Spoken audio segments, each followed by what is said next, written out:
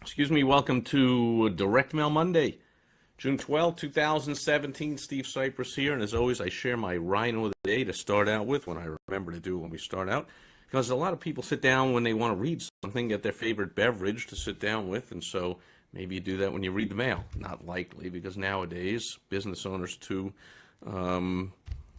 remiss, I'll just say it nicely, in a non-straight talk Steve type of way. They are not sending enough direct mail. So mailboxes aren't overstuffed, and you probably don't have to sit down to read your mail with your favorite beverage unless your favorite beverage is like a shot glass, because people are not using direct mail enough anymore. But if you do, you want to pour your favorite beverage, of course, into your Rhino cup.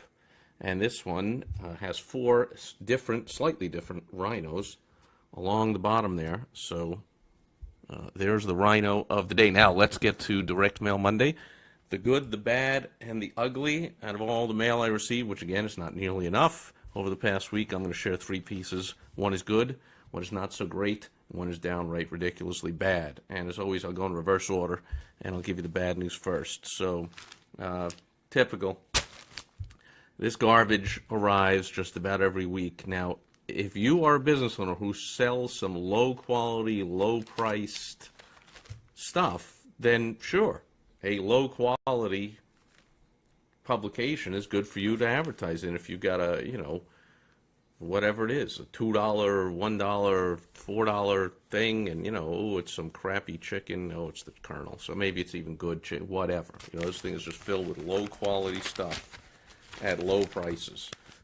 Not my forte. In fact, my forte is taking clients who are doing this kind of stuff, selling their stuff on price, trying to compete on price, and charging as little as they can, and thinking that's how you get a customer. And I help you to raise your price and actually get a customer because they see you as you should be, a provider of an excellent product or service, if that's what you do. Otherwise, I can't help you. And therefore commanding premium prices because you have premium quality. So therefore, if you're doing that, of course, you don't want to be in publications like this. You want to get into publications that go to exclusive, affluent areas where you can target the very best buyers who look for the very best products or services, and often price is not even in the top 10 of things they look for. But if it is, they often look for it in reverse.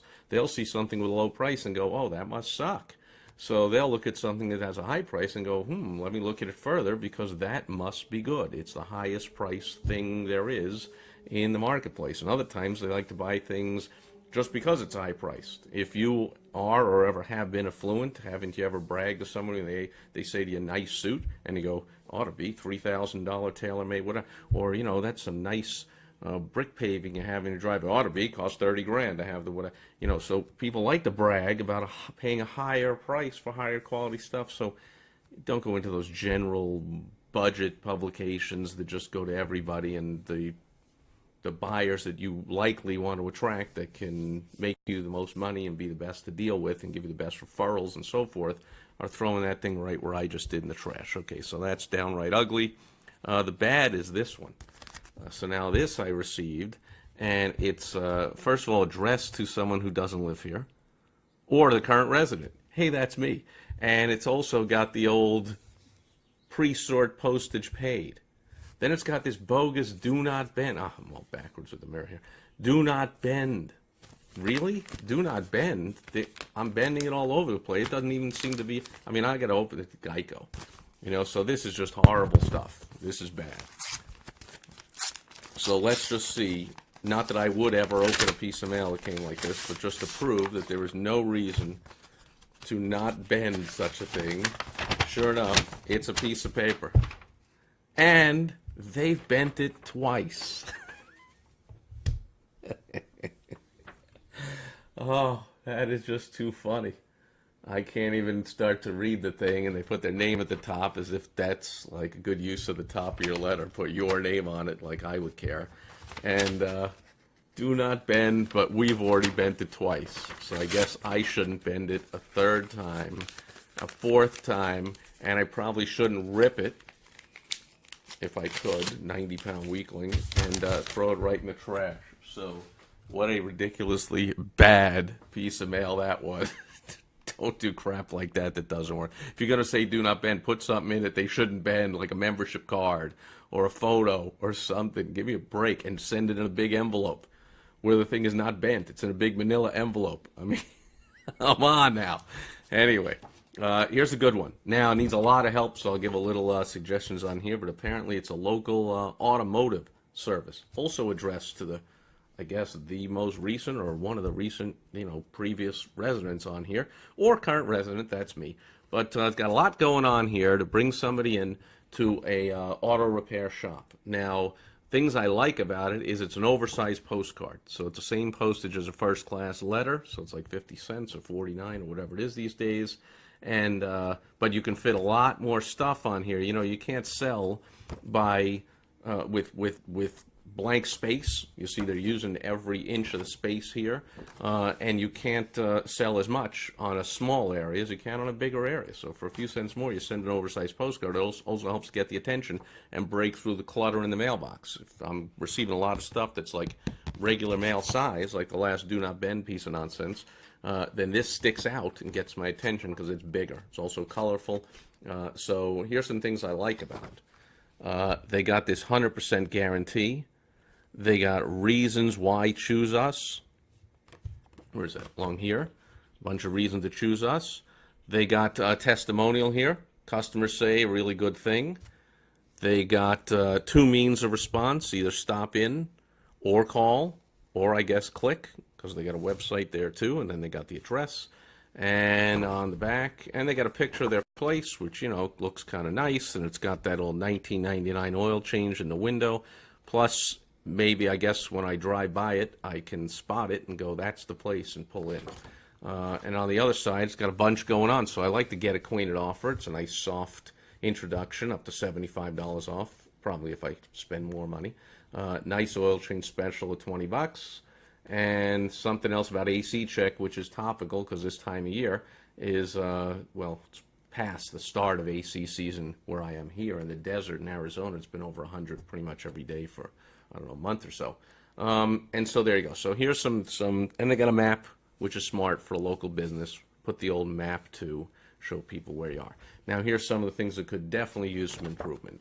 One thing, of course, clearly they are completely wasting the prime real estate of the ad with the top part by putting their name up here. Nobody cares about the name of your business until first you got their attention and you gave them some reason that they might want to say, wow, that's interesting. Now how do I contact them? Who is it? And then they'll look down here for the contact information, which is there anyway, and see that's where you put your logo and name. Up here you use this to put something cool. So here, what I would suggest, if they were smart enough to call me and become my client, I would say, what is the number one hot button, keep them up at night, emotional, can't sleep, they pet peeve issue that people that own cars in this area that you want to service have that you can solve? And one of them might be this 100% guarantee, because they're saying you can trust us, but the guarantee helps with the trust. Okay, so if we do anything wrong, we give your money back or double your money back, or donate an extra $100 to charity or whatever it is. And so they got something here. I don't know if you can see it. I'm definitely not pointing to it as usual. Work done right the first time. Now, I've helped clients turn that into a guarantee a lot of times by just asking them, hey, I see in your ad it says work done right the first time, or what? And almost always the response is some form of a guarantee. Or we will, bring it back and we'll fix it until it's right. Or we'll give your money back. Or something else, blah, blah, blah. I'm like, well, that's called a guarantee, and you think you might want to let people know that. Like, you might want to really let people know. Work done right, guarantee. And then explain it down here or something. So that's one thing I don't know if that's what it is. I mean, they've been in business since where is it? 1977. So they've been in business 40 years. You think they ought to know, have an idea at least, what their customers tell them all the time about why they use them instead of somebody else. And I would make that take up the prime part of real estate up here to attract more people like their best customers.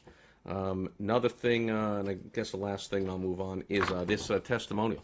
So it's what our customers say, but they're using the old bogus ZT. I think it's ZT, yeah, ZT, just initials. Don't do that. Best is a video testimonial or an audio testimonial, but on a postcard, put their full name, put their town that they live in. They ought to live in this local town where this is located, and if you can, get a headshot photo of them.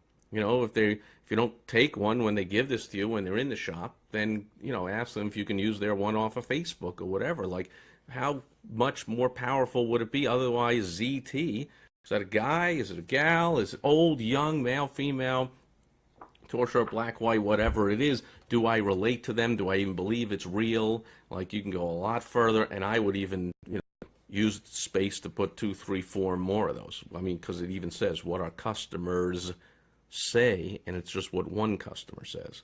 But I assume that in 40 years, and I believe from, seems good. Oh, another thing I saw on the list here, they say where they could use some help. They put up here, there it is, free customer shuttle available.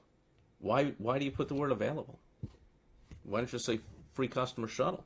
Or why don't you actually say what you'll do with the free customer shuttle? Say, free customer shuttle will drop you off home, work, shopping, wherever you want to go. That sounds cool. That might even be the headline. That might be a competitive edge, that if you look around at the websites and the ads and the brochures, or you just drive around to all the other similar type of businesses in the area, that might be the only auto repair shop in this town that offers a free shuttle service that'll take you to home, work, or wherever you got to go. That might be the prime thing at the top. I know back in the days when I used to have lots of cars that needed lots of work on it, that was a real bad situation when that car wouldn't start and I couldn't get to work. And man, having a free shuttle would take me to work. How cool is that? In the area I live, it's an older community, a lot of retired, a lot of single, like widows and things like that. So maybe their one car in the shop will stop them from shopping or going to a doctor's appointment. So that could be a really cool thing. I don't know what it is, but I would find out. If I were them, then they aren't hiring me. I would at least do it themselves.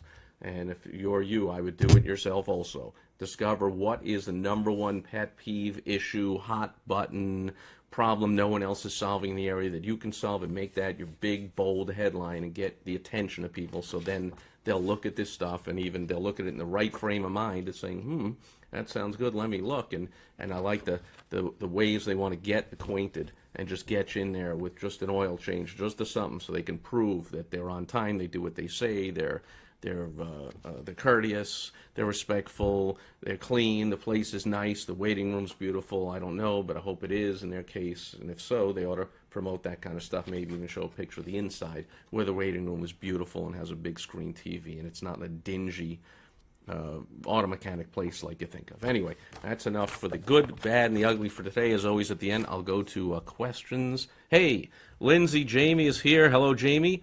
Ryan's here. And Jamie is laughing at something. I should have looked at the time. He was laughing maybe at my ugly Hawaiian shirt, but I wear one of these every single day. And I also don't like to shave lots. Maybe just looking at how scruffy I look, whatever it is, all good with me. So that's it for Direct Mail Monday. If anybody has any questions, comments, concerns, or if you watch on the replay, shoot them in a comment or shoot them in a private message, or email Steve at Steve Sipress, and I'll help you out so that you are getting better bang for your buck with your advertising dollars. Because if you're smart enough to send direct mail, why not make it really pay off as well as it can? Instead of something like this that is good, but misses the mark in a whole bunch of ways, and I could easily double, triple, 3, 4, 5, 10 times the response rate of something like this fairly easily. And there are other ways of doing it too that I didn't talk about there. So that's it for today for Direct Mail Monday. I don't see any more comments or questions. Thanks to everyone being here. I'll be back in tomorrow with Topical Tuesday, and I'm going to share something that is out there right now. You're seeing it in the news. You are consuming it, and maybe it's ought to be time for you to get on the right, what I call the right side of the register about it, and to use it to promote yourself, as I'm going to show tomorrow how others are using to get attention and to promote themselves using this very basic strategy that is unfortunately all too rare among small business owners. So join me again tomorrow for Topical Tuesday. Thanks for being here today on Direct Mail Monday.